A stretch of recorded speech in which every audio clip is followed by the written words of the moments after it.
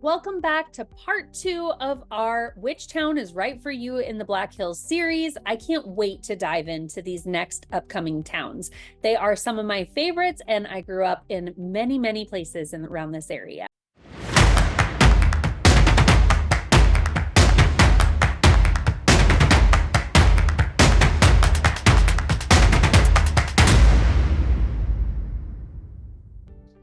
Okay, now as we continue going along Interstate 90 and going closer to like the base of Spearfish Canyon, we're actually going to go into Sturgis. And Sturgis is very well known for its motorcycle rally. So let's dive in. And Sturgis, again, is famous for hosting the Sturgis Motorcycle Rally, which is one of the largest annual motorcycle rallies in the world. Not just the United States, but in the world. Sturgis is a town with a rich history rooted in both the railroad and military industries. The town was officially founded in 1878 and has maintained its cultural heritage through various museums and historical landmarks. There's roughly 6,627 people who live in Sturgis, South Dakota. And so some of the pros of living in Sturgis are the cultural events. So there's the annual motorcycle rally, love it or hate it. It comes every year at the beginning of August, and it brings visitors from around the globe, which really boosts the local economy. So to dive into that a little bit further, just because I feel like this deserves a little bit more explanation, Sturgis Rally is really the first 2 weeks in August. So if you love Sturgis or if you love motorcycles, you're going to want to hang out for the rally. If you don't love motorcycles, what a lot of residents will do is actually rent their homes out and use that money to take a fabulous family vacation. I know a lot of people are concerned thinking, oh, bikers, they're terrible and they're going to destroy my property. And that's just not really the case. Being born and raised here and having to deal with the Sturgis Motorcycle Rally my entire life, I can tell you that 98 to 99% of the people who come to the Sturgis Motorcycle Rally are phenomenal people. And they're not what you would think, like these big bad biker gangs that the TV makes it out to be. It's just not really like that. They're great people. They just want to come and explore the Black Hills, and they love to ride their motorcycles. I actually myself owned a motorcycle for quite a while. I actually had a small crotch rocket at one point, and then I upgraded and came into getting a Harley, and I absolutely loved it until I had kids, which you can't put a car seat on the back of a Harley. And now that I have 3 boys, it would be very, very difficult to have a motorcycle. And so there will be a time in my life where I get another one, because there's nothing better than riding a motorcycle through some of the open roads of the Black Hills. But until then, I just get to enjoy the Sturgis Motorcycle Rally when it comes and see all of the beautiful bikes that it brings. Okay, moving on. Historic site. So it's home to numerous historical markers and museums celebrating its rich past and continued significance in American culture. And it's a very community engaged environment. So it's got a strong sense of community pride and participation, especially during events like the Sturgis Motorcycle Rally and other local events, because I mean, they got to stick together when there's an influx of 100,000 people in a town that usually has 6,600, right? So some of the cons of living in Sturgis are that it's got a heavy reliance on the tourist season, which can make the off-season economy relatively slow. I always say to people who complain about the Sturgis Motorcycle Rally, quite honestly, if we didn't have it, most of the businesses in this area would not survive, because they actually make so much of their revenue just during the Sturgis Motorcycle Rally that they wouldn't be able to stay in business if they didn't have that income coming in. So some of the cons that come along with the motorcycle rally obviously are the noise levels.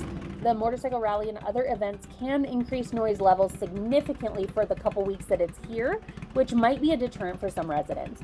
It also makes for some serious traffic congestion, because again, when you take a town that's known for having 6,600 people and bring in hundreds of thousands of motorcycles, it's a little bit tough to get through town. So they can become heavily congested, and it makes local transportation complicated, which again is why Sturgis doesn't even start their school year until after the motorcycle rally, because we definitely don't want to have buses and kids walking to school when there's so many motorcyclists coming through the area, because honestly, it's just kind of an accident waiting to happen. As far as Sturgis housing goes, there is, as of this morning, and I switched over to the other MLS because this is one that we all use around here. There were 21 homes available. The average days on market is 107, and the average price point was 517,466. So there's not a ton of housing available in Sturgis. It just doesn't come up super often. So if you're looking, it's important that you work with an agent who is going to watch that market for you like a hawk. Now, moving over here to Whitewood, you'll see it's just a little bit further north. This is a cute little town. I absolutely love Whitewood. It was established during the gold rush era as a mining camp, and it has evolved into a small, very peaceful town that prides itself on community spirit and scenic landscapes. Its historical significance is preserved in the Whitewood Historic District. And Whitewood has a population of just under 1,000. It's currently coming in at 948 residents. So it is a very small town, which means that it offers a quiet, slow-paced lifestyle, which is ideal for families and retirees. It's got scenic beauty because it's located in the picturesque part of the Black Hills, providing beautiful views and close proximity to nature. And it's got a high level of community involvement and a small town charm. Now, some of the cons of living in Whitewood are that there's limited job opportunities directly within Whitewood, and many residents have to commute to larger nearby cities. It's limited amenities and services, so residents have to travel to Sturgis or Spearfish for shopping and entertainment. And its healthcare facilities are very limited. There's nothing really in town for healthcare services, but as you'll see, it's very close to Spearfish, so that's where most people go for their medical services. The houses available in Whitewood as of this morning were 8, and the average days on market is 63, with an average price point of $642,062. So you'll see in a lot of these areas that some of these price points seem very high for small towns. We'll see that actually coming up in a later town, but just to address that, usually that means there is a housing subdivision in there that has some very high-end homes. So it's not that necessarily the average is going to be at that 642,000. It means there's going to be lower price point homes in that $300,000 range, and then there's going to be high price point homes in that $900,000 to $1 million range, which are kind of making them land in the middle there at 650. Now moving on to Spearfish. This is right over here. So this little exit that you see here is actually where you would jump into Lead and Deadwood, which we will cover later. But Whitewood is over here. You come this way. Here's the exit to go up into Lead Deadwood on Highway 85. And if we stay on I-90, we're actually going to run directly into Spearfish. And you'll see that actually Spearfish is pretty darn close to the Wyoming border, which is why I'm licensed in both states, because I have people who look on the other side, and that way I'm able to help them no matter what. So here is Spearfish, South Dakota, which is one of my favorite towns in the Black Hills. I don't live here, but it's one of my favorite towns. And it's situated in the northern Black Hills, and it's known for its exceptional beauty and vibrant cultural scene. It's home to Black Hills State University and offers a blend of educational, recreational, and business opportunities. The town's history is deeply connected to the gold rush and later its fruit orchards. So it's got approximately 11,300 people. So it's kind of the middle of the road as far as population goes. And it's got excellent educational opportunities with the presence of Black Hills State University. It enriches the educational landscape and cultural activities. So as you'll see through some of these towns, Rapid City and Sturgis are the only ones, Rapid City and Spearfish are the only places who have colleges and universities in the Black Hills area. Spearfish also has a ton of outdoor recreation. It's abundant outdoor activities of Spearfish Canyon, hiking trails, and ski resorts. It also has a beautiful park that I absolutely love to go to with my family because the Spearfish Creek runs right through it. It's got a vibrant art and culture scene.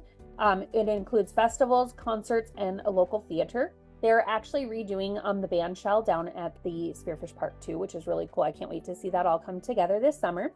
And some of the cons of living in Spearfish are the cost of living. It's actually quite a bit higher to live in Spearfish than many of the other areas in the Black Hills. And that's due to its university influence and tourist appeal. It's got rapid growth, which means there's less housing, and it's a strain on the local infrastructure, particularly the roads and public services. And the housing market is extremely competitive, especially near the university and more scenic areas kind of up in the hills that surround Spearfish. The housing that's available is 62 houses as of this morning. The average days on market is 83, and the average price point is $727,420. So as you can see, it is quite a bit more expensive to live over in Spearfish. And as we're kind of on here on Zillow, you'll see these are just kind of some of the houses. And this is why I wanted to pop over here and show you guys, because as we're pulling this up, it kind of shows you some of the houses and a little bit of the area that you can expect when you live over here. Again, this is why I absolutely love sending my clients to Zillow. I know a lot of agents will have you shy away from it. Personally, as long as you click this agent finder and go in here and put my information. So again, I'll just show you how to do that just in case you missed the beginning. You just go here, you type in my first name, Falina, come down here, click on my name, and then make sure over here you add as agent, because then if you click contact, it's going to go to any random agent on Zillow. So if you keep me as your agent, I'll be the only one getting those notifications. Or you can feel free to text me directly. My phone number is 605-759-0808, and I'm happy to chat with you via text as well, so you don't have to worry about the online stuff either. All right. Hopefully you guys are still having fun listening to these different towns and some of the information that I put together for you.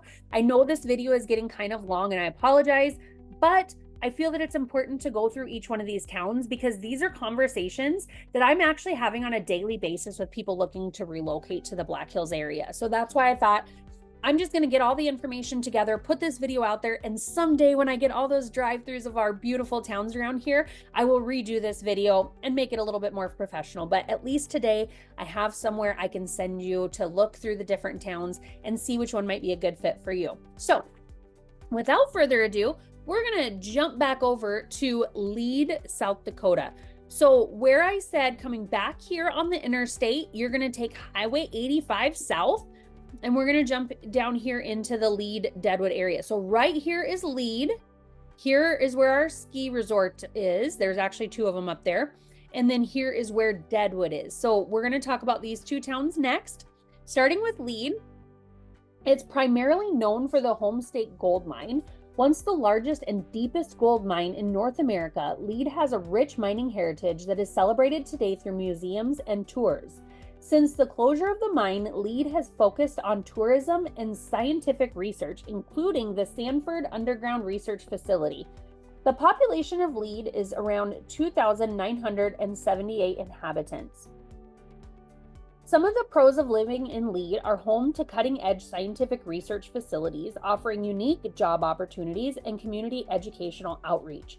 It's got an amazing historical charm. It maintains a quiet, well-reserved architecture and the Homestake Opera House.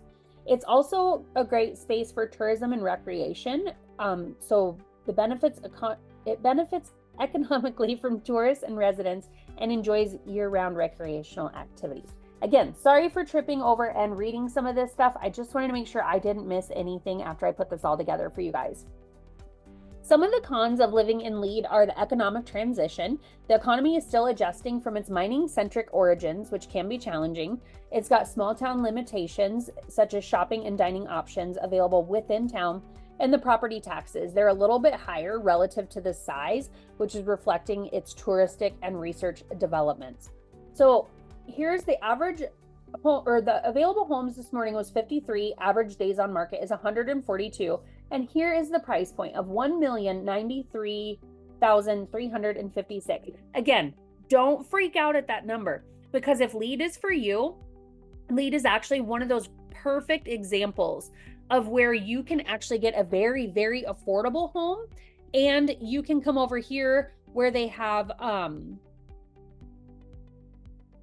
just blanked, sorry.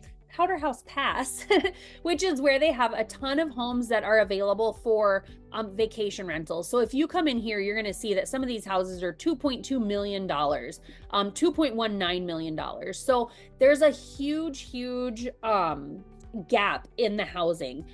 If you see anything in here, 200,000, those are just lots. So those are lots where people can actually build one of these big fancy houses, and the covenants are in there, are pretty strict on what you're able to do. So this whole area out here is actually known as Powder House Pass. And it's a ton of vacation rentals. Hardly anyone actually lives in there full time. There are a few people, but hardly anyone actually lives in there full time. So you'll see these houses are huge. They're 5 bedrooms, 5 baths, 6 bedrooms. And that's just for a lot of people who are renting in the area. They can go on snowmobile trails, or they can go skiing and so on and so forth. Here's another little pocket of houses that is known for skiing. And that's a great area to live too, or to get a vacation rental. And then if you come down in here to Lead, which is the actual town of Lead, you're going to see that there's going to be a lot more opportunities. So right here, $205,000 for a 2-bedroom house, $305,000 for a 4-bedroom, 2-bath house. So you'll see that there's actually some really affordable housing if you look in Lead. But if you were to look at these numbers and not have this explanation, I feel like you would just instantly run from Lead. Now, as someone who has lived here her entire life, I will tell you the biggest scary part of Lead for me is driving in the winter. So if you're not accustomed to driving in the winter, Lead can sometimes be a little bit challenging. The roads in Lead are very steep because of the hills. So imagine driving up and down this when there's a ton of ice on the road. So you're going to want chains on your tires in the wintertime. And that to me is the biggest challenge of living in Lead, because there are some beautiful historic homes. Lead is home to just so much cultural, or so much rich history that it's just beautiful. Okay, so moving on to Deadwood. You'll have to drive through Deadwood to get to Lead if you're coming in from Interstate 90, but bouncing back over here, Deadwood is famous for its lawless past and as the site where Wild Bill Hickok was shot. Deadwood retains much of its Wild West character, and it was designated a National Historic Landmark in 1961. And gambling was reintroduced in 1989 as a means of revitalizing the city. There's roughly 1,270 people that reside in Deadwood, and some of the pros of living in Deadwood are that it attracts tourists with its historical significance and period-themed attractions. It's got amazing cultural festivities, and it hosts several festivals and events that showcases its unique heritage and attracts visitors. It's got a ton of community support through a strong local government support of preservation and tourist-based economy. Now, some of the cons of living in Deadwood are, again, the seasonal fluctuations. So it heavily relies on tourism, which fluctuates seasonally. The cost of living there is also a little bit high due to its tourist appeal and limited residential space. The infrastructure also has a big impact because the city faces infrastructure challenges, especially with respect to modernizing while maintaining the historical integrity. Now, the houses that are available in Deadwood, there are 10 of them as of this morning. The average days on market is 68 and the price point is $781,190. So as you can see, Deadwood is a very specific community that you have to really like gambling, because there's a ton of gambling that happens in Deadwood. And it's really fun to visit in the tourist season because they have tons of concerts. They actually put in this little band area up here kind of on the northern side of the main street, or I'm sorry, southern side of the main street. And they do have bands that come in there from time to time. So it's a lot of fun. They always have something happening in Deadwood, which is why a lot of people choose to go spend weekends up there and come in for vacations. Okay, I think we covered enough for today. We went over Sturgis, Whitewood, Spearfish, Lead, and Deadwood, which are all amazing communities. So you're gonna have to stay tuned for part 3, where we talk about some more towns to the north and some more towns to the far, far south of the Black Hills region.